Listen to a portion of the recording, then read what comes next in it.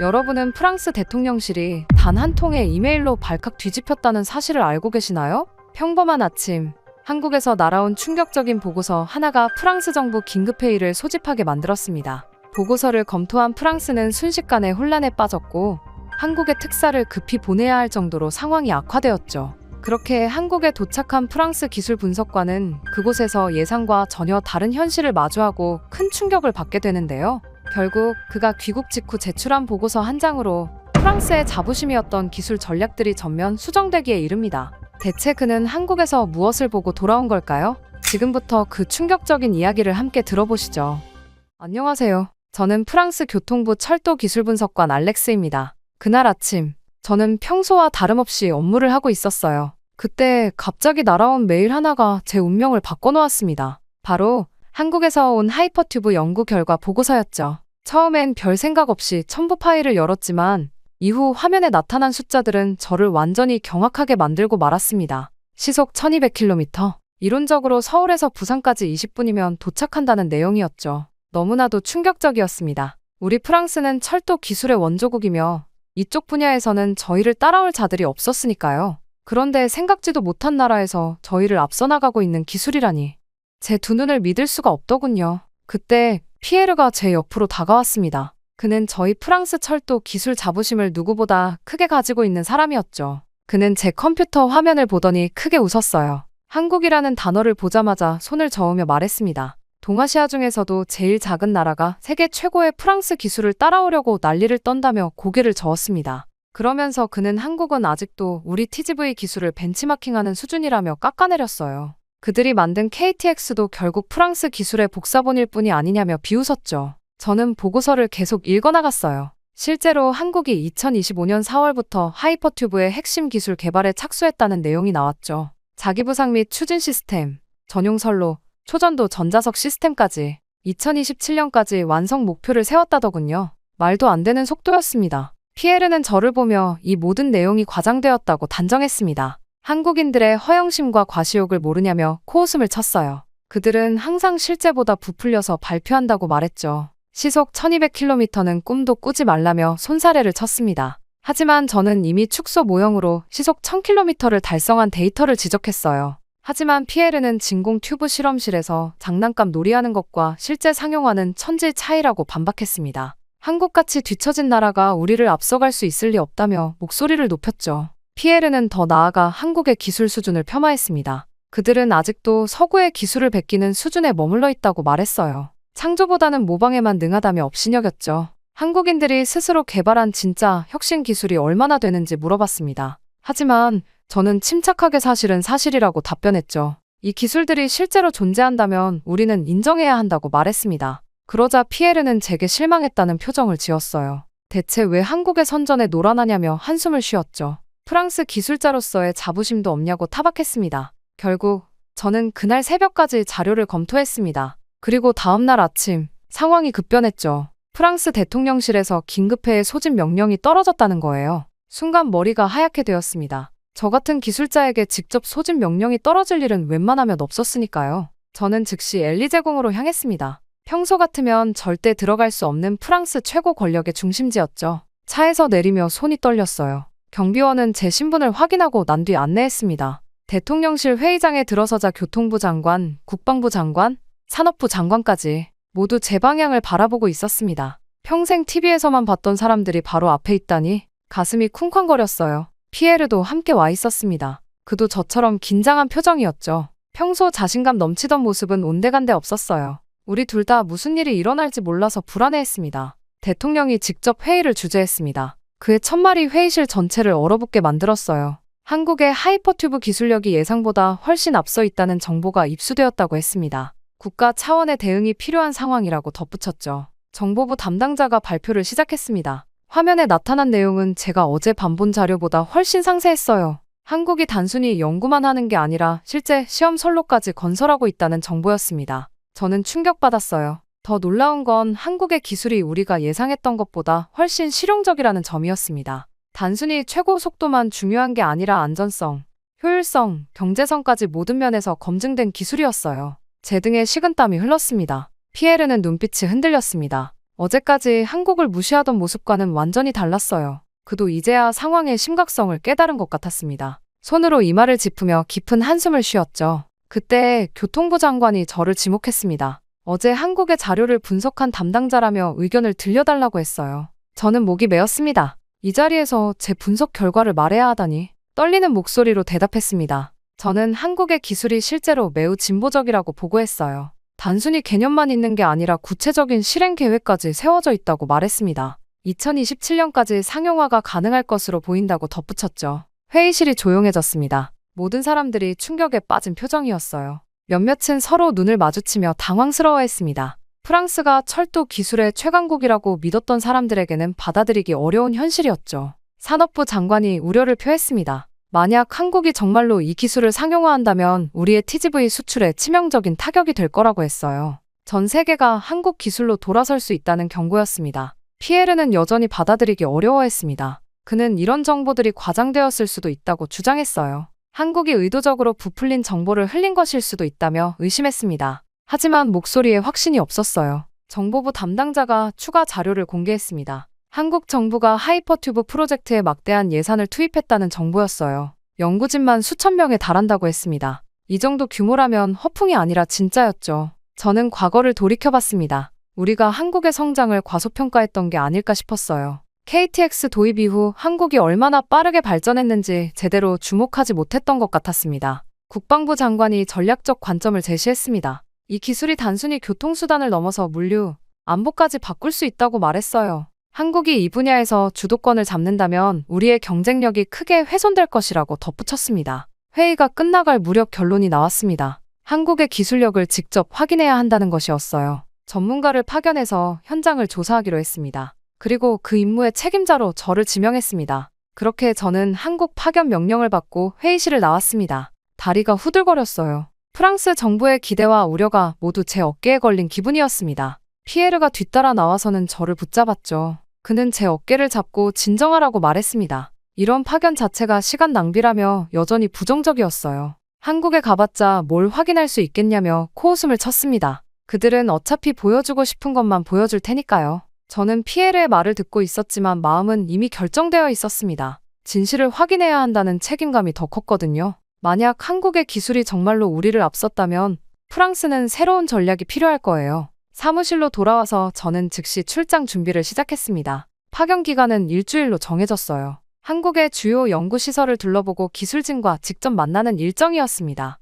손이 바쁘게 움직였지만 머릿속은 복잡했죠. 피에르는 계속해서 제 옆에서 투덜거렸습니다. 한국인들이 설마 진짜 기술을 공개할 거라고 생각하냐며 의심했어요. 그들은 교묘한 절충안만 제시할 거라고 예상했습니다. 정치적 술수에 불과할 거라는 게 그의 판단이었죠. 동료들의 반응도 제각각이었습니다. 어떤 이는 저를 부러워했어요. 한국 여행이라며 농담을 던지기도 했죠. 하지만 대부분은 저처럼 긴장하고 있었습니다. 이번 파견의 결과가 프랑스 철도 산업의 미래를 결정할 수도 있으니까요. 저는 한국 관련 자료를 더 수집했습니다. 그들의 철도 발전사, 주요 기술진, 연구소 현황 등을 꼼꼼히 정리했어요. 알면 알수록 한국의 성장 속도가 놀라웠습니다. 불과 몇십 년 사이에 이렇게까지 발전할 줄 몰랐어요. 피에르는 여전히 회의적이었습니다. 그는 한국이 단순히 외국 기술을 조합한 것에 불과할 거라고 주장했어요. 진정한 혁신은 기대하지 말라며 계속 경고했습니다. 그의 고집스러운 태도가 조금씩 짜증스러워지기 시작했죠.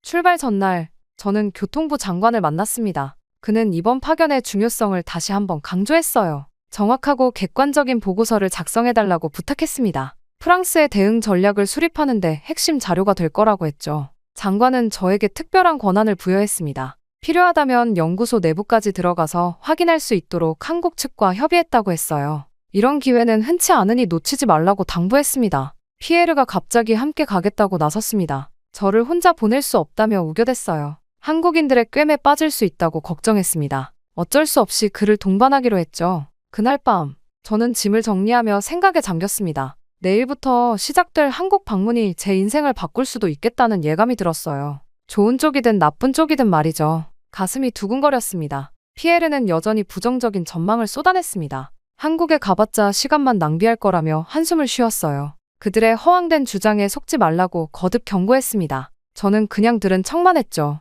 출발 당일 아침 공항으로 가는 길에 피에르가 마지막 경고를 했습니다. 한국인들은 거칠에만 화려할 거라며 속지 말라고 당부했어요. 실제 기술력은 들여다보면 형편없을 거라고 단정했습니다. 저는 그의 말을 듣고 있었지만 이미 마음의 준비는 끝났습니다. 무엇을 보게 되든 객관적으로 판단하겠다고 다짐했어요. 프랑스의 미래를 위해서라도 진실을 정확히 파악해야 했습니다. 비행기에 오르기 전 교통부 직원이 마지막 지시사항을 전했습니다. 한국의 기술 수준을 정확히 파악하되 우리의 기술 정보는 절대 누설하지 말라는 내용이었어요. 당연한 주의사항이었지만 긴장감을 더했습니다. 마침내 저와 피에르를 태운 비행기가 인천공항에 착륙했습니다. 긴 비행시간 동안 잠을 제대로 못 자서 피곤했지만 한국에 도착했다는 사실만으로도 가슴이 뛰었어요. 창밖으로 보이는 공항 시설부터가 예상보다 훨씬 현대적이었습니다. 공항에서 내리자마자 첫 번째 충격을 받았습니다. 인천공항 자체가 거대한 기술 집약체였어요. 자동 이민심사대, 첨단 보안 검색대, 그리고 무엇보다 공항철도 시스템이 눈을 사로잡았습니다.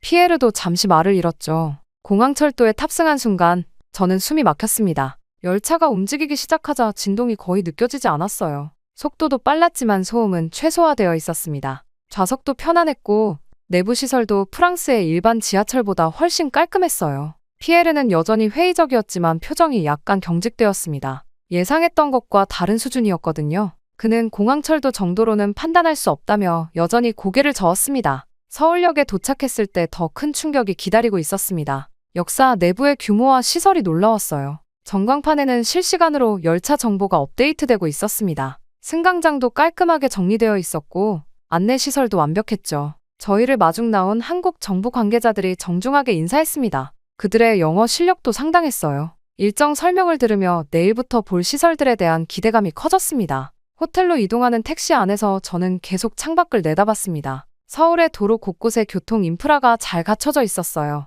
지하철 입구마다 현대적인 디자인이 눈에 띄었습니다. 도시 전체가 체계적으로 설계된 느낌이었죠. 피에르는 여전히 경계하고 있었습니다. 그는 것만 번지르르 하다며 본질적인 기술력은 따로라고 주장했어요. 하지만 목소리의 확신이 예전만큼 강하지 않았습니다. 호텔에 도착해서 짐을 정리하고 나서 저는 로비에서 발견한 터치스크린 안내판에 놀랐습니다. 한국어, 영어, 중국어, 일본어로 다양한 정보를 제공하고 있었어요. 반응 속도도 빠르고 사용자 인터페이스도 직관적이었습니다. 저녁 식사를 위해 나갔을 때 지하철역에서 또 한 번 감탄했습니다. 승강장 스크린도어가 설치되어 있었고 승차 질서도 완벽했어요. 열차가 들어올 때 정시성에 놀랐습니다. 1분의 오차도 없이 정확했죠. 지하철 내부도 인상적이었습니다. 좌석 배치, 손잡이 위치, 환기시설까지 모든 게 세심하게 설계되어 있었어요. 승객들의 매너도 좋았고 전반적인 시스템이 효율적으로 운영되고 있었습니다. 피에르는 지하철에서 내리면서 인정하기 싫어하는 표정을 지었습니다.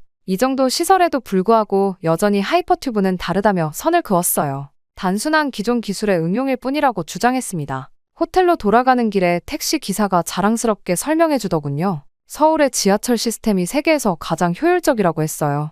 연착률이 1% 미만이라며 자랑했습니다. 저는 이미 그 말이 과장이 아님을 직접 경험했죠. 방에 돌아와서 저는 오늘 본 것들을 정리했습니다. 아직 본격적인 하이퍼튜브 시설을 보지는 못했지만 한국의 기초 인프라 수준이 예상보다 훨씬 높았어요. 전반적인 기술 적용 능력이 상당하다는 걸 느꼈습니다. 피에르는 여전히 회의적이었지만 목소리가 작아졌습니다. 공항철도와 지하철 정도로는 아무것도 증명할 수 없다며 여전히 고집했어요. 하지만 저는 그의 말에 흔들리지 않았습니다. 이미 충분히 놀라운 것들을 봤거든요. 다음 날 아침 일찍 호텔 로비에서 한국 측 관계자들을 만났습니다. 오늘이 바로 하이퍼튜브 연구소를 방문하는 날이었어요. 가슴이 뛰었지만 긴장감도 컸습니다. 드디어 진실의 순간이 다가왔죠. 전용 버스를 타고 연구소로 향했습니다. 피에르는 여전히 회의적인 표정이었지만 어제보다는 말수가 줄었어요. 창밖으로 보이는 풍경을 바라보며 무언가 생각에 잠긴 것 같았습니다. 연구소에 도착한 순간 입이 벌어졌습니다.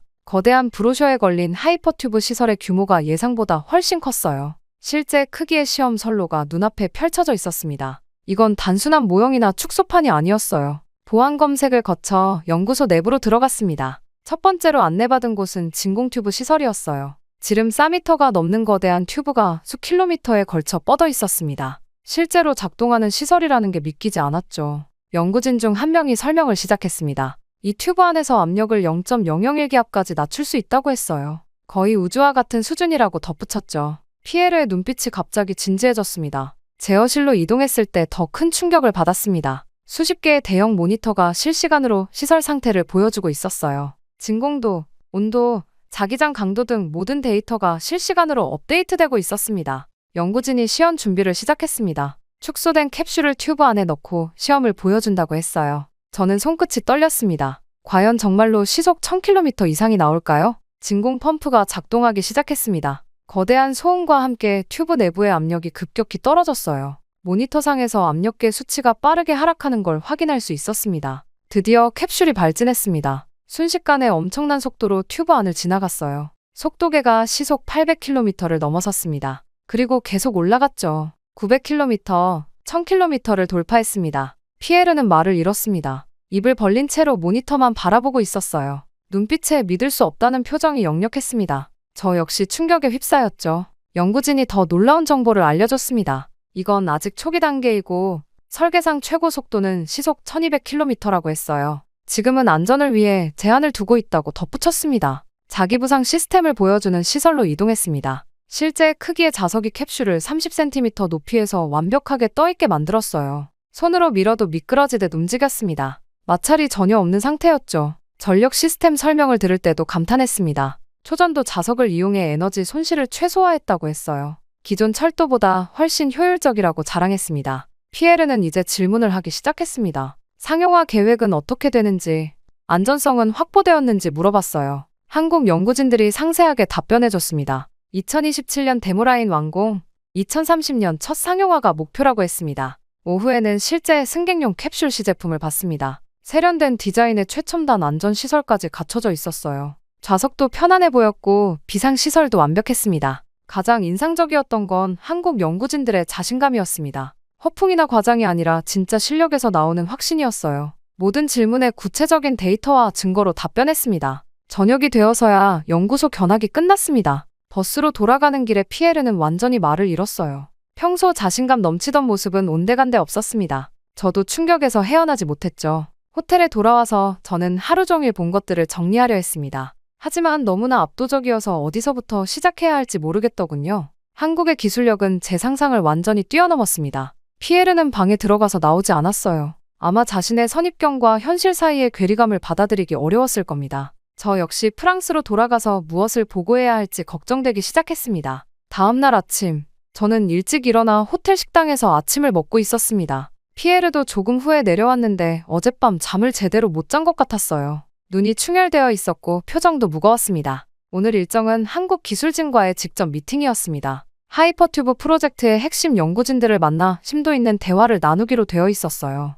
저는 가슴이 뛰었습니다. 기술력만큼이나 사람들의 정신과 태도도 궁금했거든요. 연구소 회의실에 들어서자 이미 여러 명의 한국 연구진이 앉아 있었습니다. 젊은 사람부터 경험이 풍부해 보이는 연구자까지 다양했어요. 모두 정중하게 인사했고 그들의 눈빛에서 열정을 느낄 수 있었습니다. 프로젝트 총책임자인 김 박사가 소개를 시작했습니다. 그는 MIT에서 박사학위를 받고 미국 항공우주국에서 일했다가 한국으로 돌아온 분이었어요. 하이퍼튜브 연구를 위해 귀국을 결정했다고 했습니다. 김 박사는 자신의 연구진을 한 명씩 소개했습니다. 자기부상 전문가, 제어 시스템 개발자, 구조 설계 엔지니어 등 각 분야의 최고 전문가들이었어요. 대부분이 세계 유수 대학에서 학위를 받고 해외 경험이 풍부한 사람들이었습니다. 저는 그들이 프랑스로 오지 않고 한국에 머물러 연구하는 이유를 물어봤습니다. 김 박사는 한국에서 더 큰 일을 할 수 있다고 확신했기 때문이라고 답했어요. 정부의 전폭적인 지원과 무엇보다 팀워크가 최고라고 덧붙였습니다.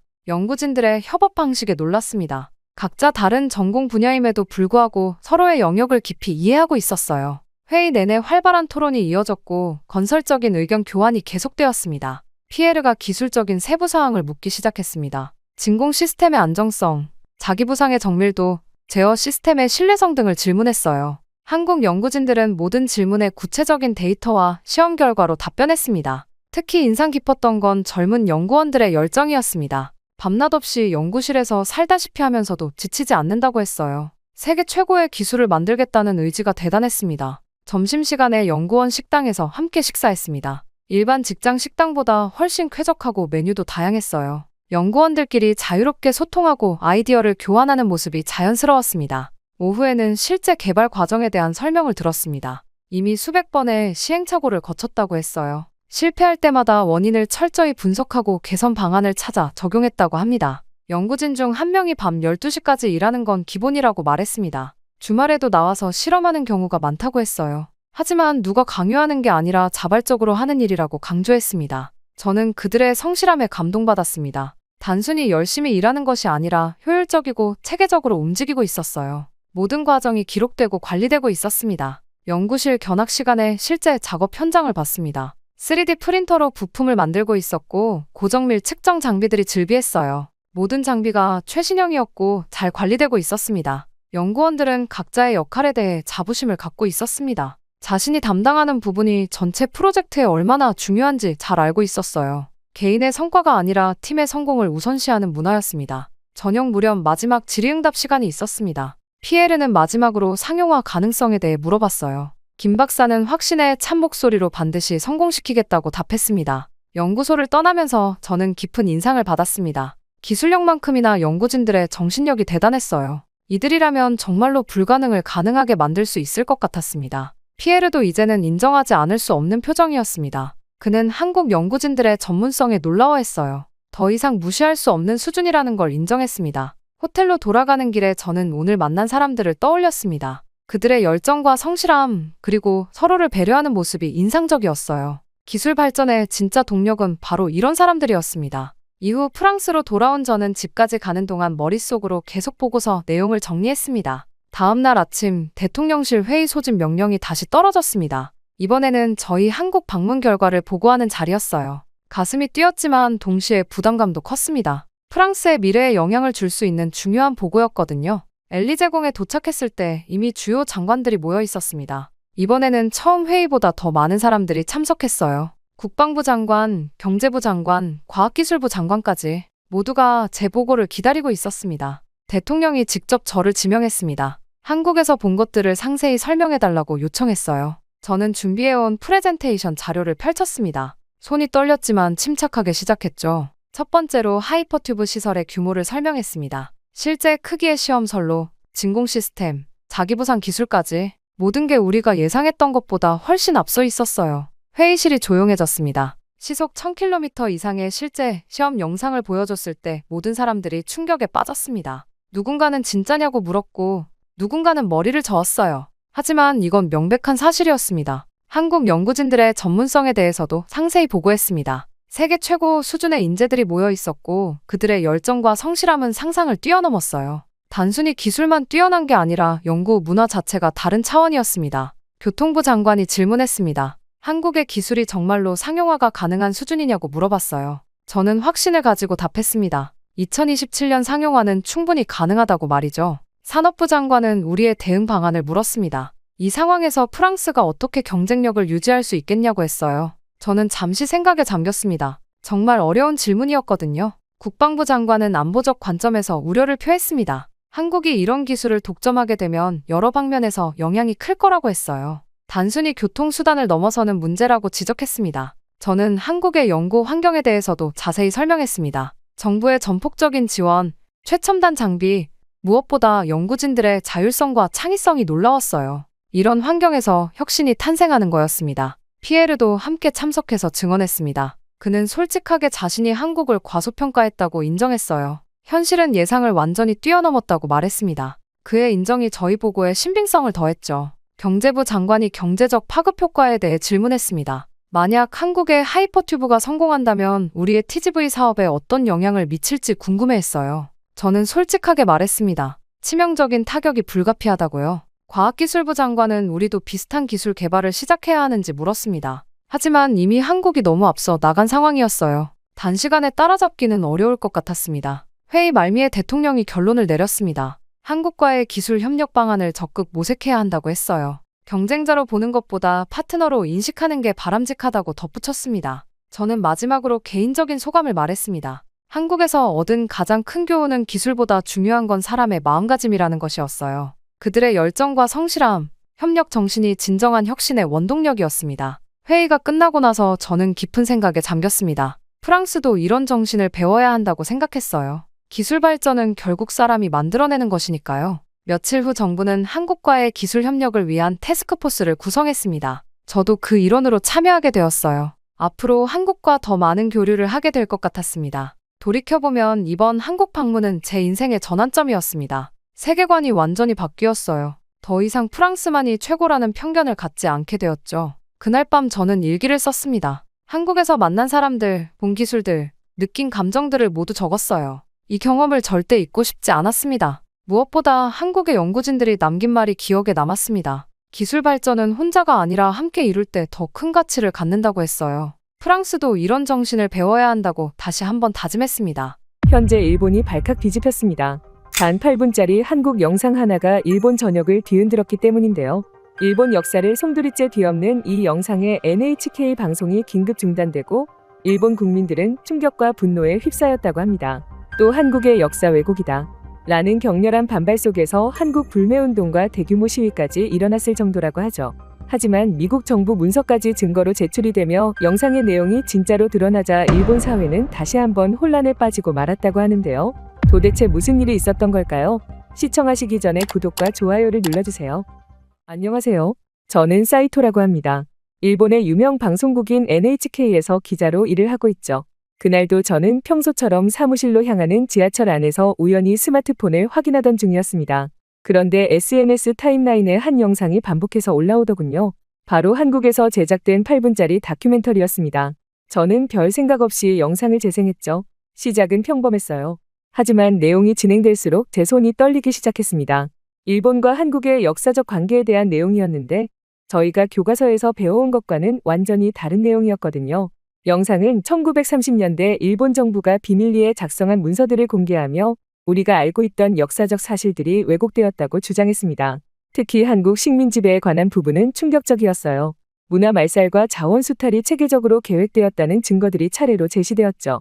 회사에 도착하자 동료들도 모두 그 영상에 대해 이야기하고 있었어요. 불과 하루 만에 영상이 일본 전역으로 퍼진 것 같았습니다. 도쿄 시내 카페에서, 오피스 건물 로비에서, 심지어 편의점에서도 사람들이 모여 영상에 대해 토론하고 있었죠. 결국 NHK 방송국은 긴급 보도를 시작했습니다. 정규 프로그램이 중단되고 특집 뉴스가 편성되었어요. 한국 영상이 제기한 역사적 논쟁이라는 제목의 특집이었죠. 유명 앵커와 역사학자들이 출연해 영상의 내용을 분석하기 시작했습니다. 여파는 대단했습니다. 방송국 밖에는 시민들이 모여들었고 온라인 커뮤니티는 격렬한 토론으로 뜨거워졌죠. 한국의 또 다른 역사 왜곡이다. 이런 도발적인 영상으로 국제 여론을 조작하려는 시도다. 우리 조상들을 모욕하는 행위를 용납할 수 없다. 분노의 목소리가 온라인을 가득 채웠습니다. 게다가 일부 커뮤니티에서는 한국 상품 불매운동을 제안하는 글도 올라왔어요. 저들이 우리 역사를 훼손하는데 우리가 왜 그들의 제품을 사용해야 하는가? 라는 주장이 설득력을 얻고 있었죠. 정치권의 반응은 더욱 격렬했습니다. 여당 의원들은 일제히 성명을 발표했어요. 한국의 역사 공격에 단호히 대응하겠다. 왜곡된 주장으로 국제사회를 혼란시키는 행위를 묵과할 수 없다. 는 내용이었습니다. 일부 보수 정치인들은 즉각 외교적 조치를 취할 것을 정부에 요구했어요. 그럼에도 일부 시민들과 학자들은 냉정한 검증을 요구했습니다. 진실이 무엇인지 객관적으로 살펴봐야 한다. 는 목소리도 있었어요. 하지만 그들은 분명 소수였습니다. 밤이 깊어갈수록 국민들의 혼란은 커져갔어요. NHK는 밤새 특별 방송을 이어갔습니다. 저는 TV 앞에서 꼼짝하지 못했죠. 우리가 알고 있던 역사가 도전받는 순간이었습니다. 그리고 그때는 알지 못했죠. 이 영상이 제 인생을 완전히 뒤바꿀 거란 사실을 말입니다. 다음날 들끓는 여론에 대응하기 위해 모든 부서가 비상 상태였고 특별 방송 준비로 사람들이 분주하게 움직였어요. 그때 방송국의 스타 기자 타나카가 본부장실에서 뛰쳐나오는 모습이 보였습니다. 타나카의 얼굴은 분노로 일그러져 있었죠. 저는 무언가 큰일이 벌어지고 있음을 직감했습니다. 가슴이 덜컥 내려앉는 느낌이었어요. 타나카는 우리 방송국에서 20년 넘게 일한 베테랑 기자였어요. 특히 한국 관련 이슈에 있어서는 항상 날카로운 비판을 서슴지 않았어요. 그는 50대 이상 시청자들 사이에서 가장 신뢰를 받고 있었습니다. 그런 그가 갑자기 스튜디오로 직행했습니다. 예정에 없던 긴급 생방송이었어요. 저는 호기심과 불안감이 뒤섞인 채로 모니터룸에서 방송을 지켜보았습니다. 카메라가 켜지자 타나카는 평소와는 다른 격앙된 어조로 말을 시작했습니다. 일본 국민 여러분, 우리는 지금 한국의 악의적인 역사 조작에 당하고 있습니다. 한국은 언제나처럼 피해자 코스프레를 하며 국제사회의 동정을 얻으려 합니다. 이것은 철저히 계산된 공격입니다. 타나카의 목소리는 점점 더 날카로워졌어요. 한국은 언제부터 역사의 진실을 말했습니까? 그들은 자국의 경제가 무너지고 출산율이 바닥을 치자 또다시 반일 감정을 부추겨 국민의 관심을 돌리고 있습니다. 그들이 공개했다는 문서는 완전한 조작이며 이는 한국 특유의 날조 기술입니다. 저는 타나카의 말에 충격을 받았습니다. 이렇게까지 직설적으로 한국을 비난하는 것은 공영방송에서 보기 드문 일이었어요. 하지만 스튜디오에 있던 스태프들은 일제히 고개를 끄덕이며 공감하는 모습이었습니다. 한국은 지난 수십 년간 똑같은 전략을 써왔습니다. 거짓 눈물을 흘리며 국제사회에 일본을 악마로 만들고 막대한 배상금을 요구하죠. 그들은 자신들의 실패한 정치와 경제를 가리기 위해 일본이라는 희생양이 필요한 겁니다. 타나카는 더욱 격앙된 목소리로 계속했어요. 그들이 말하는 역사적 증거라는 것은 모두 날조됐습니다. 지금까지 한국이 역사적 사실이라고 주장한 것 중 얼마나 많은 것이 거짓으로 밝혀졌습니까? 이번 영상도 마찬가지입니다. 한국의 얄팍한 속임수에 넘어가지 마십시오. 방송이 나가는 동안 시청자 반응은 폭발적이었습니다. 방송국 전화는 쉴 새 없이 울렸고 SNS는 순식간에 타나카 지지 메시지로 넘쳐났어요. 타나카 선생님이 진실을 말해주셨다. 드디어 누군가가 목소리를 높였다. 한국의 거짓말에 더 이상 속지 말자는 댓글들이 쏟아졌습니다. 특히 50-70대 시청자들의 반응은 열광적이었어요. 한 노인네는 타나카에게 감사 편지를 보내기로 결정했고 도쿄 시내에서는 자발적인 지지 집회가 열리기도 했습니다. 우리 일본의 자존심을 지켜주셔서 감사합니다. 라는 현수막이 거리에 등장했어요. 저는 이런 반응을 지켜보며 마음이 복잡해졌습니다. 타나카의 말이 사실이라면 한국 영상은 정말 조작일까요? 하지만 영상 속 증거들은 매우 구체적이었고 설득력이 있었는데 머릿속이 혼란스러웠어요. 하지만 모든 사람이 타나카의 주장에 동의한 것은 아니었습니다. 젊은 세대와 일부 지식인들은 타나카의 발언이 지나치게 감정적이라고 비판했어요. 대학생들 사이에서는 감정이 아닌 사실로 판단하자는 움직임도 있었습니다. 일본 사회는 순식간에 둘로 나뉘었습니다. 타나카의 말을 절대적 진리로 받아들이는 이들과 좀 더 객관적인 검증을 요구하는 이들로요. 저는 방송국 직원으로서 겉으로는 중립을 유지했지만 내심 진실이 무엇인지 알고 싶었습니다. 그리고 그 진실은 생각보다 빨리 저에게 다가왔죠. 타나카의 방송 이후 며칠간 잠을 이루지 못했습니다. 머릿속에는 계속해서 의문이 맴돌았어요. 한국 영상이 조작이라면 어떻게 그토록 구체적인 증거들을 제시할 수 있었을까? 밤마다 식은땀을 흘리며 잠에서 깨곤 했습니다. 결국 저는 직접 진실을 확인하기로 결심했어요. NHK의 기자로서 객관적 사실을 추구하는 것이 제 의무라고 생각했습니다. 상사에게는 단순한 후속 취재라고만 말했죠. 진실을 찾기 위한 작은 거짓말이었어요. 먼저 영상 속 문서들의 출처를 추적했습니다. 제국학장 계획 문서가 보관되어 있다는 미국 국립문서보관소에 이메일을 보냈어요. 답장을 기다리는 3일이 3년처럼 느껴졌습니다. 동시에 국내 역사학자들을 찾아다녔어요. 도쿄대학의 사토 교수, 교토대학의 야마다 교수를 만나 자문을 구했습니다. 소나기를 맞으며 교토까지 달려간 날도 있었어요. 놀랍게도 대부분의 학자들은 영상 속 주장에 신빙성이 있다고 평가했습니다. 결정적인 순간은 퇴역한 외무성 관료를 만났을 때였어요. 도쿄 외곽의 작은 카페에서 만난 80대 노인은 떨리는 목소리로 말했습니다. 그 문서들은 진짜입니다. 우리는 오랫동안 이 사실을 숨겨왔어요. 등줄기에 전율이 흘렀습니다. 그렇게 2주간의 철저한 조사 끝에 저는 본부장에게 면담을 요청했어요. 본부장실에 들어서는 제 다리는 떨렸지만 마음만은 확고했습니다. 제가 발견한 증거들을 하나씩 제시했어요. 본부장의 얼굴은 점점 굳어갔습니다. 긴 침묵 끝에 그는 말했어요. 사이토 씨, 당신이 발견한 것을 전 국민에게 알려야 할 것 같습니다. 다음 날 NHK는 역사적 진실을 찾아서라는 특집을 편성했습니다. 스튜디오에 들어서며 손바닥에서는 식은땀이 흘렀어요. 제가 직접 진행을 맡아 조사 과정과 발견한 증거들을 객관적으로 전달했습니다. 방송은 폭발적인 반응을 불러일으켰어요. NHK 전화선은 마비되었고 시청자 게시판은 수천 개의 댓글로 넘쳐났습니다. 이럴 수가, 우리가 믿어온 역사가 거짓이었다니, NHK가 한국에 매수되었다. 와 같은 상반된 반응들이 쏟아졌어요. 도쿄 시내에서는 자발적인 집회가 열렸습니다. 일부는 NHK를 지지했고 또 다른 이들은 국가적 자존심을 훼손했다 며 비난했어요. 인근 공원에서는 노인들이 모여 우리가 믿어온 역사가 모두 거짓이었다니 라며 오열했습니다. 그날 밤 방송을 마치고 나오는 저를 타나카가 주차장에서 기다리고 있었어요. 어둠 속에서 나타난 그의 모습에 가슴이 덜컥 내려앉았습니다. 타나카의 눈빛은 분노로 이글이글 타오르고 있었어요. 사이토, 넌 매국노야. 어떻게 자국의 명예를 이렇게 더럽힐 수 있지? 한국의 프로파간다에 넘어가다니. 그의 목소리는 떨리고 있었고 얼굴은 분노로 일그러져 있었습니다. 넌 일본인의 자존심을 팔아넘긴 거야? 이 배신자. 타나카는 제 어깨를 세게 밀치고는 어둠 속으로 사라졌어요. 저는 그 자리에 얼어붙은 채로 서 있었습니다. 타나카의 말이 가슴을 찔렀지만 제가 찾은 진실을 부정할 수는 없었어요. 밤하늘의 별들이 무겁게 느껴지는 밤이었습니다.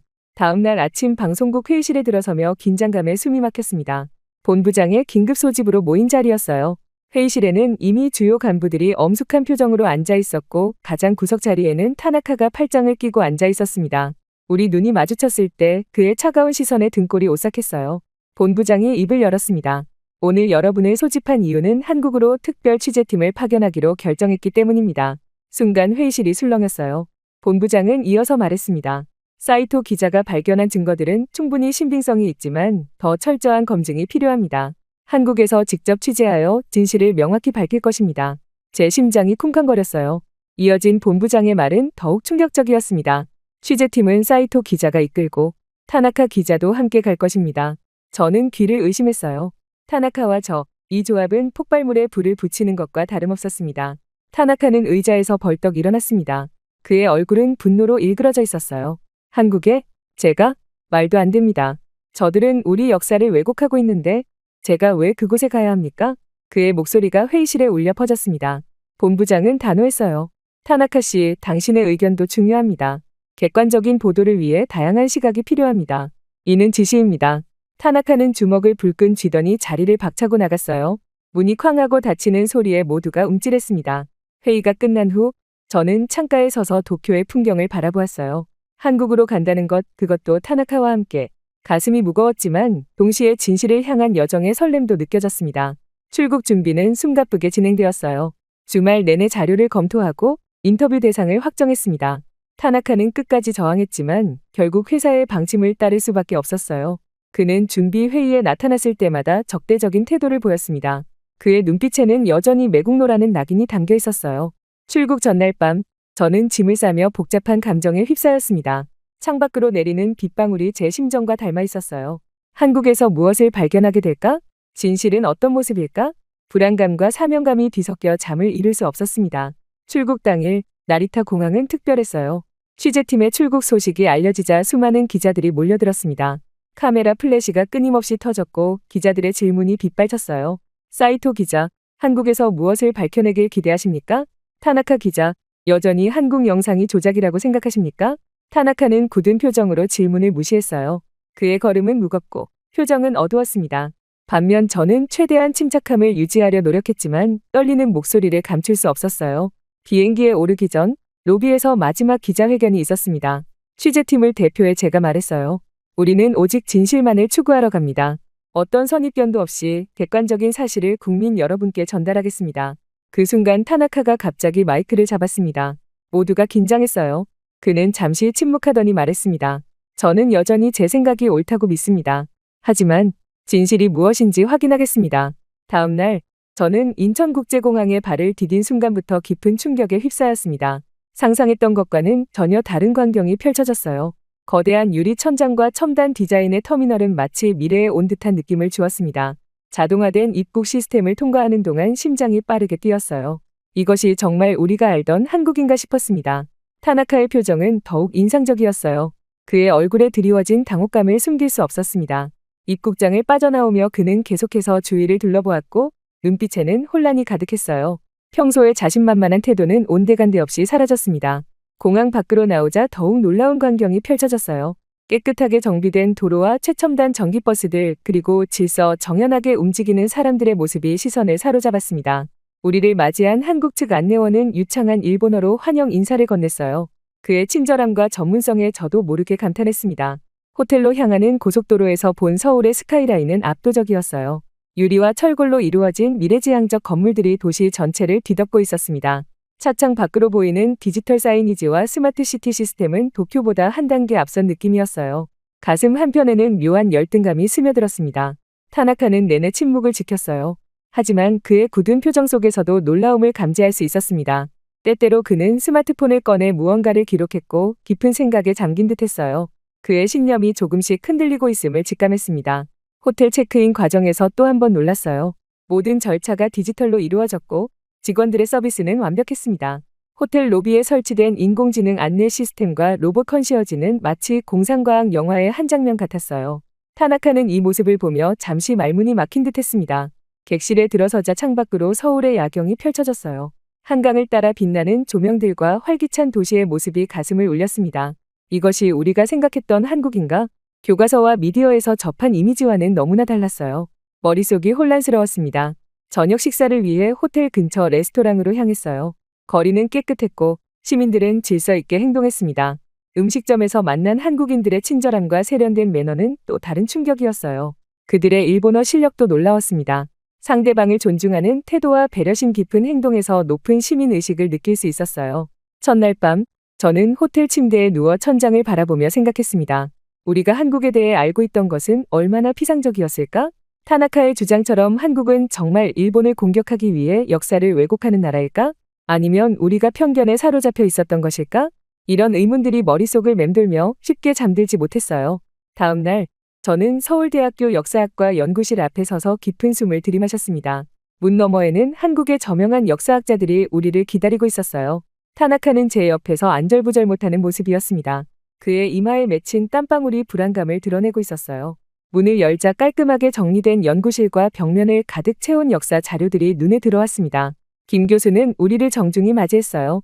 그의 눈빛에는 비난이나 적대감이 아닌 진실을 공유하고자 하는 학자로서의 진지함이 담겨 있었습니다. 연구실 중앙에 마련된 테이블 위에는 수십 건의 문서철과 디지털 자료들이 준비되어 있었어요. 그 순간 저는 이곳에서 무언가 결정적인 것을 발견하게 될 것이라는 예감이 들었습니다. 김 교수가 먼저 꺼내 보인 것은 미국 국립문서보관소에서 확보한 원본 문서였어요. 제국학장 계획의 실제 문서를 눈앞에서 보는 순간 온몸에 전율이 흘렀습니다. 일본어와 영어로 작성된 이 문서에는 한국의 문화유산을 체계적으로 파괴하고 자원을 수탈하기 위한 구체적인 지침이 상세히 기록되어 있었어요. 이것은 제가 도쿄에서 접했던 복사본보다 훨씬 더 충격적이고 생생했습니다. 타나카의 반응은 더욱 극적이었어요. 그는 처음에는 의심스러운 표정으로 자료들을 살펴보았지만 점차 그의 안색이 창백해졌습니다. 국제문서감정 전문가들의 인증보고서, 당시 일본 관리들의 육성 증언 녹취록, 그리고 무엇보다 일본 정부가 비밀리에 작성한 내부 보고서의 원본을 마주하자 그의 손이 떨리기 시작했어요. 점심시간이 지나고 자료 검토가 계속되는 동안 저는 가슴이 무거워지는 것을 느꼈습니다. 우리가 믿어왔던 역사가 얼마나 왜곡되었는지 깨달았기 때문이었어요. 일제강점기 동안 한국인들이 겪었던 고통과 수탈의 증거들은 부인할 수 없이 명백했습니다. 특히 문화재 약탈과 관련된 사진 자료들을 보며 치밀어 오르는 부끄러움을 느꼈어요. 오후가 깊어갈수록 타나카의 태도에도 변화가 생겼습니다. 처음의 적대적 자세는 점차 무거운 침묵으로 바뀌었어요. 그는 이제 반박하지 않고 묵묵히 자료들을 검토했습니다. 때때로 그의 눈가가 붉어지는 것을 보았어요. 평생 신념으로 여겨온 역사관이 무너지는 순간을 목격하는 듯했습니다. 저녁이 되어 마지막 자료를 검토할 때였어요. 김 교수는 특별히 보관해온 일기장 하나를 조심스럽게 꺼냈습니다. 그것은 일본군 장교가 남긴 개인 일기였어요. 그 안에는 한국의 문화재를 의도적으로 파괴하고 역사를 왜곡하라는 지시를 받았다는 고백이 적혀 있었습니다. 타나카는 이 일기를 읽으며 처음으로 감정을 드러냈어요. 그의 손이 일기장을 쥔 채 떨렸고 깊은 한숨을 내쉬었습니다. 연구실을 나서는 순간 우리 두 사람 모두 말없이 서울의 밤거리를 걸었어요. 각자의 마음속에는 무거운 진실이 자리 잡고 있었습니다. 오랜 침묵 끝에 타나카가 먼저 입을 열었습니다. 그의 목소리에는 더 이상 적대감이 없었어요. 단지 진실을 받아들인 사람의 무거움만이 묻어났습니다. 다음 날 아침 호텔 창문을 열자 서울의 활기찬 모습이 시야에 들어왔습니다. 어제의 역사적 진실을 마주한 충격에서 벗어나 오늘은 현대 한국의 모습을 취재할 예정이었어요. 가슴 한편에는 여전히 무거움이 남아있었지만 동시에 새로운 발견에 대한 기대감도 느껴졌습니다. 타나카는 로비에서 기다리고 있었어요. 그의 표정은 어제와는 사뭇 달랐습니다. 눈빛에 담겨있던 적대감은 사라지고 대신 조용한 호기심과 자성의 기색이 역력했어요. 아침 인사를 나누는 그의 목소리에는 어제까지 없었던 부드러움이 묻어났습니다. 서울 시내로 향하는 전철에 올랐어요. 깨끗한 객실과 정확한 운행시간, 그리고 무엇보다 승객들의 질서 있는 모습에 감탄했습니다. 타나카도 자신의 노트에 무언가를 열심히 기록하고 있었어요. 그의 눈에는 놀라움이 가득했습니다. 도쿄의 전철과 비교하며 작은 탄식을 내뱉는 그의 모습이 인상적이었어요. 첫 방문지였던 디지털 혁신센터에서는 더 큰 충격이 기다리고 있었습니다. 한국의 IT 기술력은 상상 이상이었어요. 인공지능 기반 도시 관리 시스템, 완전 자동화된 물류체계 그리고 디지털 헬스케어 시스템은 일본에서는 아직 구상 단계에 있는 기술들이었습니다. 제 가슴은 묘한 조급함으로 채워졌어요. 우리는 언제부터 이렇게 뒤처지게 된 걸까? 오후에는 서울의 대표적인 스타트업 밸리를 방문했습니다. 젊은 창업자들의 열정과 혁신적인 아이디어는 압도적이었어요. 글로벌 시장을 겨냥한 그들의 비전과 자신감에 저도 모르게 감탄사가 나왔습니다. 일본 청년들과는 다른 에너지가 느껴졌어요. 타나카도 인터뷰 중 자신도 모르게 고개를 끄덕이며 감탄하는 모습을 보였습니다. 저녁 무렵 한강변을 거닐며 서울의 스카이라인을 바라보았어요. 첨단 건물들 사이로 역사적 유적들이 조화롭게 어우러진 풍경이 인상적이었습니다. 도쿄와는 다른 종류의 에너지, 더 젊고 더 혁신적인 기운이 도시 전체에 흐르는 듯했어요. 타나카는 강변에 서서 오랫동안 풍경을 바라보았습니다. 그의 눈빛에는 복잡한 감정이 교차했어요. 호텔로 돌아오는 길, 타나카는 처음으로 진심 어린 말을 건넸습니다. 그의 목소리에는 더 이상 오만함이 없었어요. 대신 자신이 얼마나 한국을 오해하고 있었는지 깨달은 사람의 겸손함이 묻어났습니다. 자국의 현실과 너무나 다른 한국의 발전된 모습을 직접 보고 느끼며 그는 깊은 반성에 빠진 듯했어요. 이후 일본으로 돌아오는 비행기 안에서 저는 창밖의 구름을 바라보며 깊은 생각에 잠겼습니다. 지난 며칠간의 경험이 영화처럼 머릿속을 스쳐 지나갔어요. 타나카는 옆자리에서 조용히 취재 노트를 정리하고 있었습니다. 그의 표정은 출국할 때와는 완전히 달랐어요. 얼굴에 서린 깊은 주름 사이로 진지함과 결연한 의지가 엿보였습니다. 나리타 공항에 도착하자 예상대로 수많은 기자들이 우리를 기다리고 있었어요. 카메라 플래시가 눈부시게 터지는 가운데 취재진의 질문이 빗발쳤습니다. 한국에서 무엇을 보았습니까? 영상의 내용은 사실입니까? 타나카 씨, 여전히 한국 영상이 조작이라고 생각하십니까? 이전과 달리 타나카는 질문들을 피하지 않았어요. 대신 방송을 통해 모든 것을 말씀드리겠습니다. 라는 짧은 대답만 남기고 차분히 걸음을 옮겼습니다. NHK 본사로 돌아온 우리를 본부장이 직접 맞이했어요. 회의실에 모인 간부들 앞에서 우리는 한국에서의 조사 결과를 상세히 보고했습니다.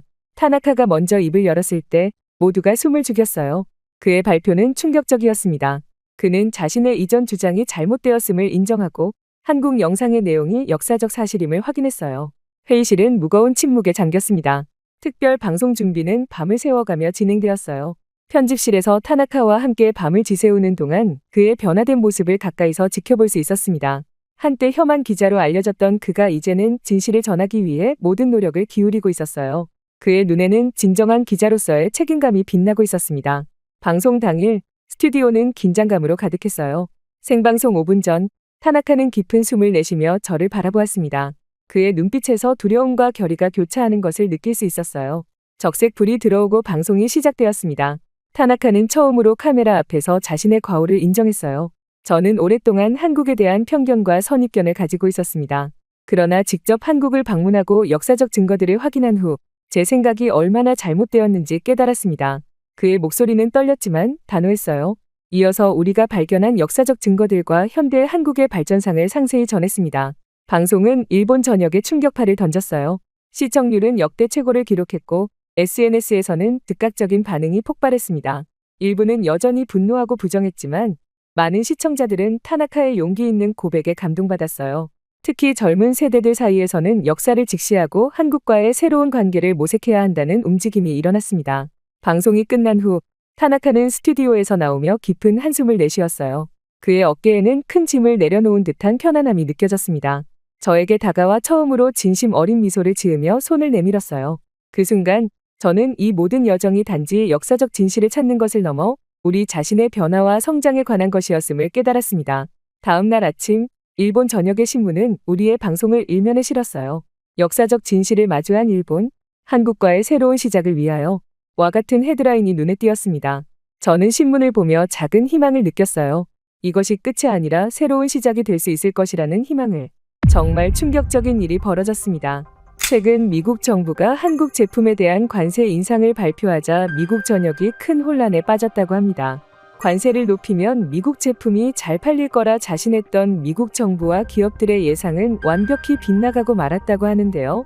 급기야 유명 미국 팝스타까지 SNS에 한국 제품을 옹호하며 직접 시위를 주도하기 시작했을 정도라고 하죠. 이때 직접 한국에 다녀온 한 기업의 폭탄 발언으로 인해 한국 관세에 대한 검토가 다시 시작되었다고 합니다. All I knew growing up was that I didn't want to be around him. He always made me feel like I wasn't good enough. But then the flip side of that is 도대체 무슨 일이 있었던 걸까요? 안녕하세요. 저는 글로벌 소식 매니저 캐서린입니다. 해외에 다양한 제품을 발굴하고 수입하는 등의 업무를 수행하고 있죠. 그 중에서도 가장 많은 거래를 하는 곳은 바로 한국이었습니다. 하지만 그날의 폭탄 뉴스로 인해 모든 것이 변하고 말았어요. 그날 아침은 평소와 다를 것 없이 시작됐습니다. 사무실에 들어서자마자 커피 한 잔을 내려 마시며 이메일을 확인했죠. 그런데 갑작스러운 뉴스 알림이 제 휴대폰을 진동시켰습니다. 트럼프, 한국 제품에 대한 관세 인상 발표, 화면을 빠르게 터치해 기사를 열었습니다. 미국 정부가 한국산 제품 전반에 걸쳐 관세를 대폭 인상한다는 내용이었어요. 제 심장이 빠르게 뛰기 시작했습니다. 저는 믿기지 않아 기사를 2번, 3번 읽었습니다. 정부의 갑작스러운 결정에 당황스러움이 밀려왔어요. 그때 사무실 문이 활짝 열리며 제 상사 제임스가 들어왔습니다. 제임스의 얼굴에는 저와 달리 만족감이 가득했습니다. 중국계 미국인인 제임스는 평소에도 한국 제품과 문화에 대해 노골적인 편견을 드러내곤 했죠. 역시나 제임스는 뉴스를 보고 정부가 마침내 제대로 된 결정을 내렸다며 환호했습니다. 그의 말에 따르면 한국산 제품은 싸구려에 불과하고 중국산보다도 품질이 떨어지는데 지나치게 과대포장되어 있었다고 합니다. 독일이나 일본 제품은 훨씬 좋으며 한국 사람들은 인성도 안 좋다고 폄하했습니다. 한번 거래했던 한국 업체는 납기일도 지키지 않으면서 변명만 늘어놓았다며 경멸적인 표정을 지었습니다. 저는 우리 회사의 주요 공급망 80%가 한국 기업들과 연결되어 있다고 설명했습니다. 갑작스러운 전화는 우리 회사에 심각한 재정적 타격을 줄 수 있으며 대체 공급업체를 찾는 데만 최소 6개월이 걸릴 거라고 우려를 표했어요. 제임스는 이번 상황이 위기가 아닌 기회라며 이제 미국 기업들과 더 긴밀히 협력할 수 있게 되었다고 강조했습니다. 그는 한국 제품들이 겉보기에만 그럴듯하고 실상은 형편없다고 비난했어요. 저는 실제 데이터를 보여주며 현재 우리 회사의 가장 수익성 높은 제품 라인들이 모두 한국 부품에 의존하고 있다고 설명했습니다. 제가 화면을 돌려 모두에게 보여주자 회의실이 조용해졌습니다. 숫자는 거짓말을 하지 않았으니까요. 하지만 제임스는 여전히 고집스러웠어요. 회의가 끝나고 제 책상으로 돌아왔을 때 이미 여러 공급업체로부터 다급한 이메일이 쌓여 있었어요. 창밖으로 시선을 돌리니 흐린 하늘이 보였습니다. 마치 앞으로 다가올 폭풍을 예고하는 것 같았어요. 그리고 폭풍은 생각보다 빨리 다가왔죠. 며칠 뒤 저는 뉴스를 보며 다시 한번 가슴이 철렁 내려앉았습니다. 관세 인상 발표 이후 불과 일주일 만에 미국 전역의 중소기업들이 벼랑 끝에 몰리고 있었죠. 소식 매니저로서 저에게 이 상황은 최악이었습니다. 저 또한 밤새 한국 거래처들과 이메일을 주고받았지만 그들도 난감한 상황인 건 마찬가지였어요. 갑작스러운 정책 변화에 누구도 제대로 된 대응책을 마련하지 못했던 거죠. 이게 끝이 아니었습니다. 점심시간에 휴대폰을 확인하다 놀라운 소식을 접하게 되었죠. 미국의 유명 팝스타 제시카 모어가 자신의 SNS 계정에 한국 제품을 들고 찍은 사진을 올렸더군요. 품질과 혁신에는 국경이 없습니다. 관세 인상을 반대합니다. 그녀의 게시물은 불과 몇 시간 만에 수백만 명에게 공유되었습니다. 저녁 뉴스에서는 뉴욕, 로스앤젤레스, 시카고 등 주요 도시에서 관세 인상에 반대하는 시위가 일어나고 있다고 보도했어요. 시위대는 대부분 중소기업 관계자들과 소비자들이었습니다. 우리의 일자리를 지켜주세요. 소비자 선택권을 보장하라. 같은 문구가 적힌 피켓이 화면에 가득했죠. 다음 날 아침, 제임스는 회의실에서 우리 팀을 긴급 소집했습니다. 그의 표정은 어제보다 더 강경해 보였어요. 여러분, 이런 시위에 흔들리면 안 됩니다. 유럽 제품으로 충분히 대체할 수 있어요. 캐서린, 유럽 공급업체 목록을 오늘 안으로 정리해주세요. 저는 속으로 한숨을 쉬며 고개를 끄덕였습니다. 하지만 현실은 그렇게 단순하지 않았어요. 한국에서 수입하던 전자 부품과 소재는 품질과 가격 면에서 쉽게 대체할 수 없었거든요. 사무실로 돌아오는 길에 로비에서는 CNN이 나오고 있었습니다. 시애틀에서는 시위가 과열되어 경찰과 충돌하는 장면이 생중계되고 있었어요. 저는 잠시 발걸음을 멈추고 화면을 지켜봤습니다. 분노한 시민들, 공포에 떨고 있는 소상공인들, 그리고 이 모든 혼란을 지켜보는 정치인들의 모습이 번갈아 나왔죠. 그날 밤, 저는 평소보다 늦게까지 사무실에 남아 대체 공급업체를 찾아보았습니다. 하지만 결과는 실망스러웠어요. 가격은 2배 이상 높고 납기일은 최소 한 달 이상 걸린다고 했죠. 이대로라면 우리 회사도 큰 타격을 피할 수 없었습니다. 집으로 돌아가는 차 안에서 라디오를 틀었어요. 경제 분석가가 이번 관세 인상으로 인한 파급 효과가 예상보다 훨씬 클 것이라고 경고하고 있었습니다. 저는 핸들을 꽉 쥐며 다가올 위기를 실감했죠. 그렇게 관세 인상 발언 이후 한 달이 지난 시점, 유럽 기업들이 야심차게 홍보한 유럽산 대체 제품들이 시장에 쏟아져 나오기 시작했어요. 모두가 그토록 기대했던 한국 제품의 대안들이었죠. 하지만 결과는 참담했습니다. 첫 주문이 도착한 그날, 저는 설렘 반 걱정 반의 마음으로 포장을 뜯었어요. 겉보기엔 한국 제품과 크게 다르지 않았습니다. 똑같은 디자인, 비슷한 성능을 약속하는 화려한 문구들. 그러나 실제 테스트 결과는 충격적이었어요. 배터리 성능은 절반에 불과했고 내구성 테스트에서는 쉽게 고장났습니다. 품질 관리팀의 얼굴이 하나둘 굳어갔죠. 사흘 뒤 더 큰 문제가 발생했습니다. 첫 출하된 유럽산 제품들에 대한 불만 신고가 쏟아지기 시작한 거예요. 온라인 리뷰는 별점 1개로 도배되었고 반품 요청은 시간이 갈수록 늘어났습니다.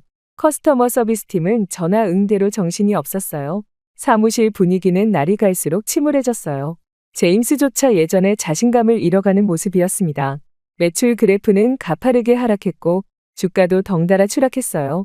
유럽산으로 한국 제품을 완벽히 대체할 수 있다던 그의 호언장담은 현실 앞에서 무너져 내리고 있었습니다.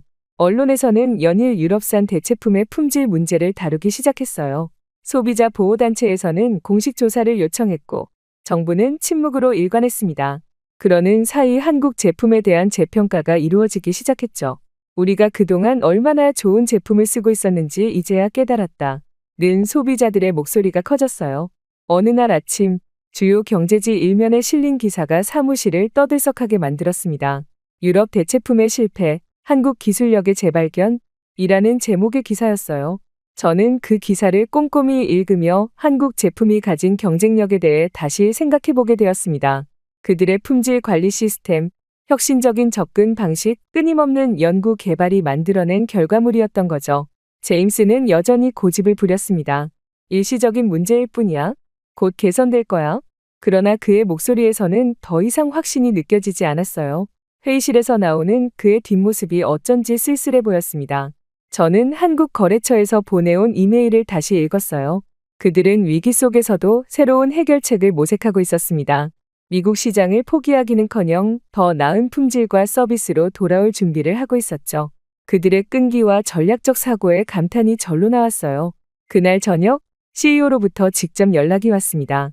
캐서린, 한국에 직접 가봐야 할 것 같네요. 그들이 어떻게 이 위기를 극복하려고 하는지, 우리가 무엇을 배울 수 있는지 살펴봐 주세요. 저는 잠시 말문이 막혔다가 이내 고개를 끄덕였습니다. 처음으로 가는 한국 출장, 솔직히 두렵기도 했지만 한편으로는 기대가 되기도 했어요.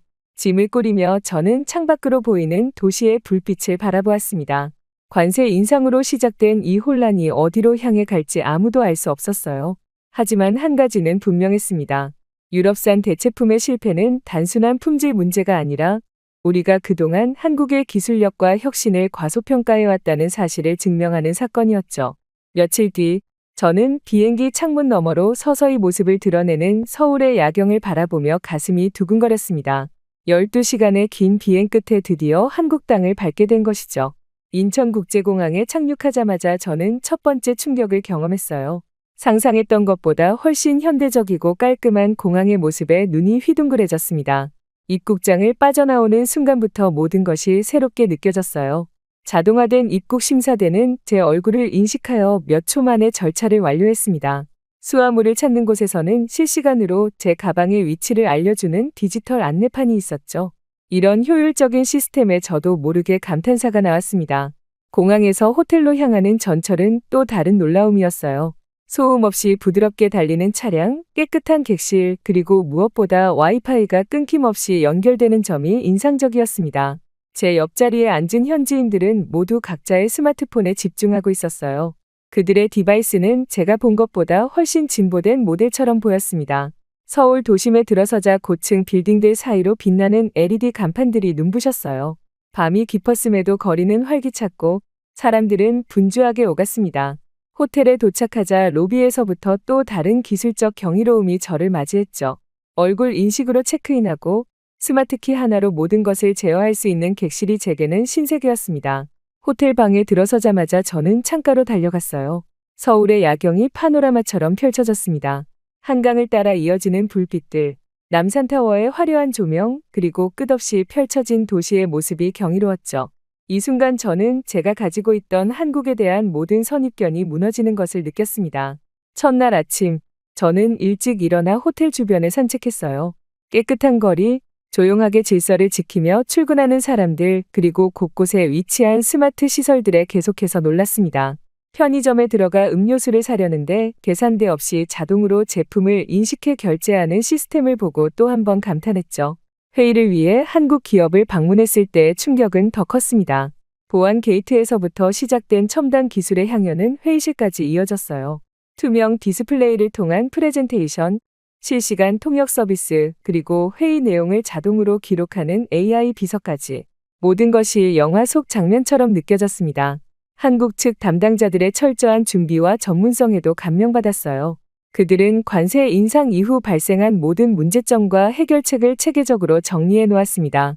데이터 기반의 분석, 명확한 대응 전략, 그리고 앞으로의 비전까지. 저는 그들의 설명을 들으며 무릎을 칠 수밖에 없었죠. 저녁에는 한국 직원들이 저를 전통시장으로 안내했습니다. 현대적인 도시 한가운데 자리한 전통과 현대의 조화로운 공존이 인상적이었어요. 시장 상인들의 친절함, 활기찬 분위기, 그리고 맛있는 길거리 음식까지. 저는 처음 만난 이 나라의 모든 것에 매료되고 있었습니다. 다음 날, 저는 한국 최대 전자기업의 연구개발센터를 방문했습니다. 유리와 철골로 지어진 웅장한 건물 앞에서 잠시 숨을 고르고 입구로 들어섰어요. 로비에 전시된 수십 개의 특허 인증서들이 방문객들을 압도했습니다. 세계 최초, 업계 최고라는 수식어가 붙은 기술들이 그들의 자부심을 대변하고 있었죠. 연구소장 김 박사의 안내로 시작된 투어는 제 예상을 완전히 뛰어넘었습니다. 그들은 관세 인상 발표 직후부터 비상대책팀을 꾸려 대응책을 마련해왔다고 했어요. 특히 놀라웠던 것은 단순히 위기 대처가 아닌 기회로 전환하는 그들의 전략적 사고였습니다. 투명 유리병 너머로 보이는 연구원들의 분주한 모습이 인상적이었어요.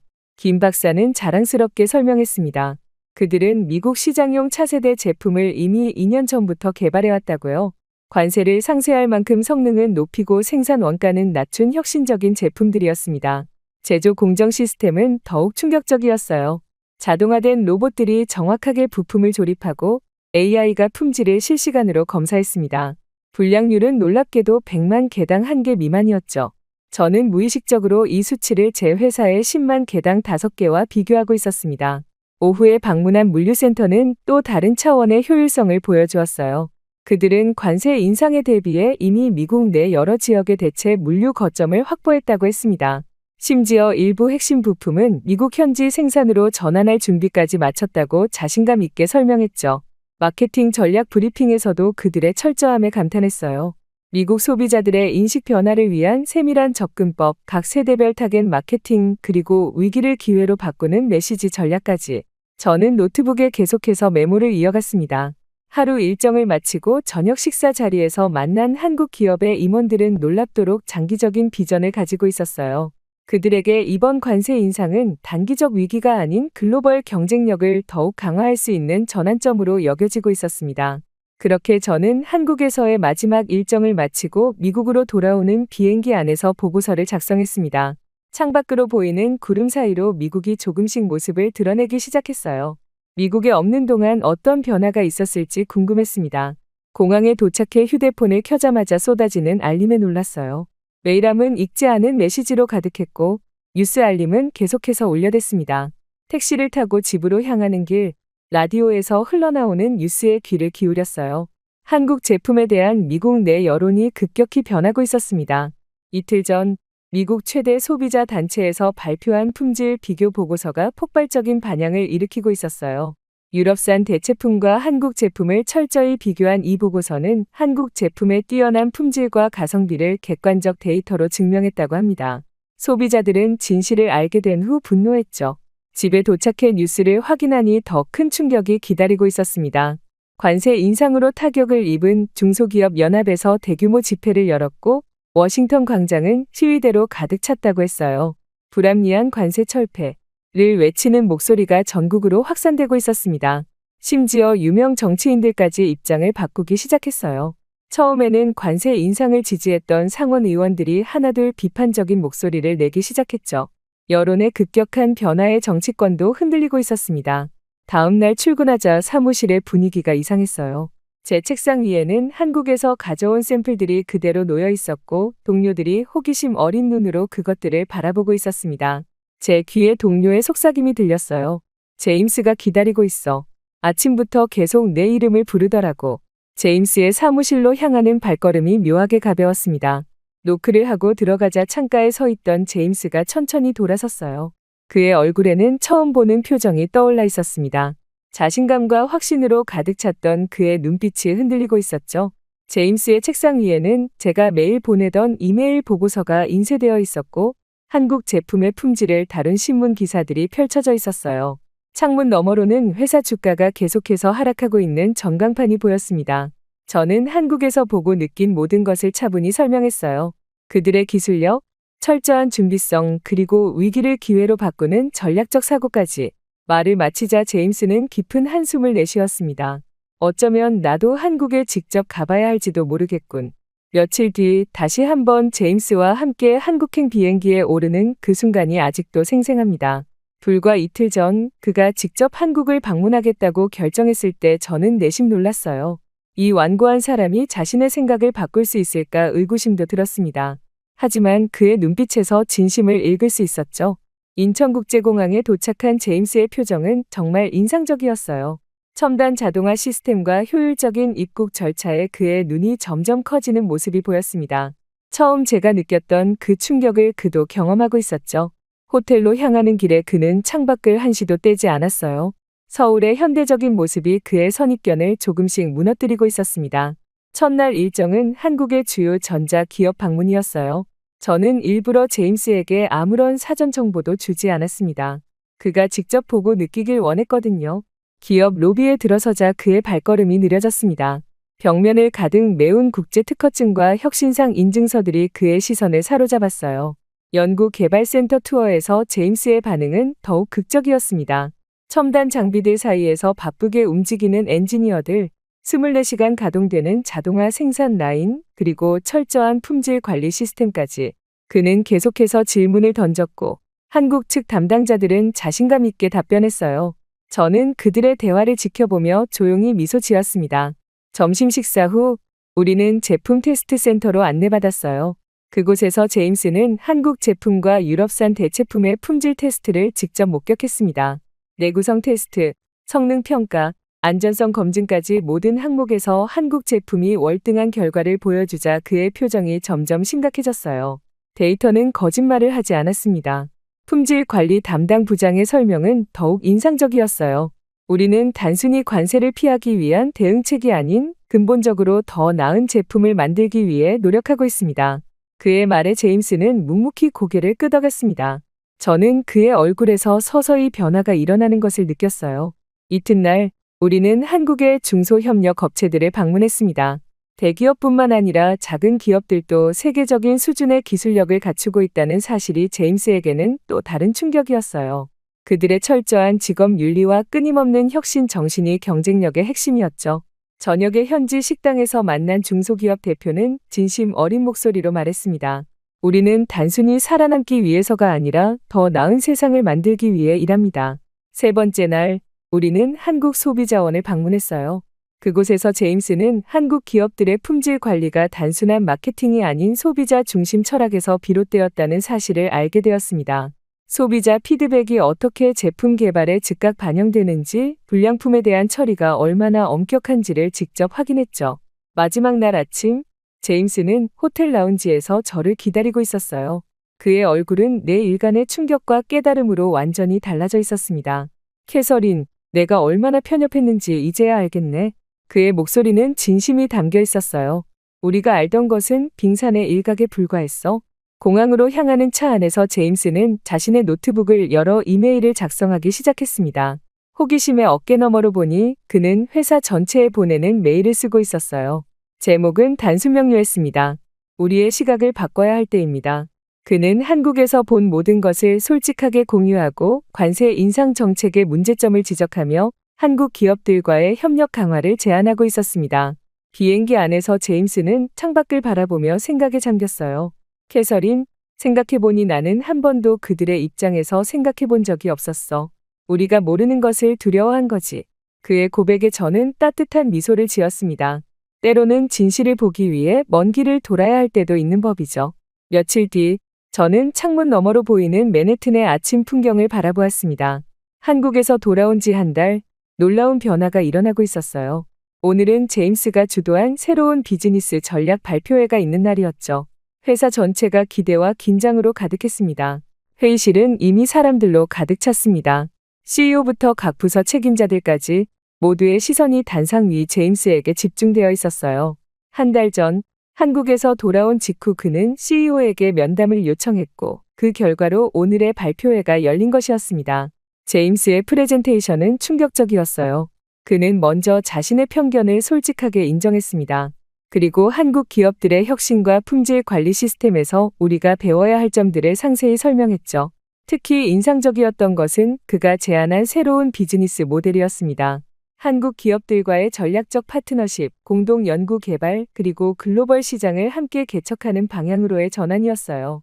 CEO는 즉석에서 이 제안을 승인했습니다. 그리고 더 놀라운 발표가 이어졌어요.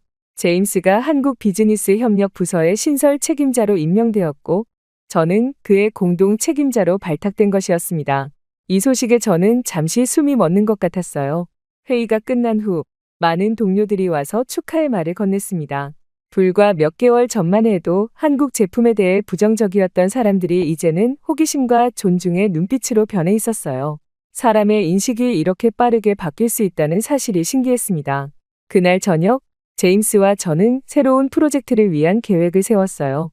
첫 번째 과제는 한국 기업들과의 연결고리를 더 강화하는 것이었습니다. 두 번째는 그들의 혁신 문화를 우리 회사에 어떻게 접목할 수 있을지 연구하는 것이었죠.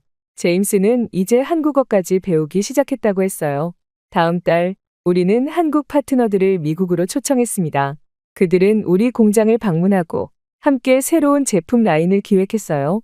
양측의 엔지니어들이 서로의 지식을 나누는 모습은 정말 감동적이었습니다. 경쟁이 아닌 협력을 통해 더 큰 가치를 창출할 수 있다는 진리를 목격하는 순간이었죠. 그리고 마침내 관세 인상 정책이 마침내 재검토되기 시작했다는 뉴스가 들려왔습니다. 우리 회사를 포함한 많은 기업들의 목소리가 정책 변화를 이끌어낸 것이었어요. 저는 창밖에 내리는 눈을 바라보며 지난 몇 개월을 되돌아보았습니다.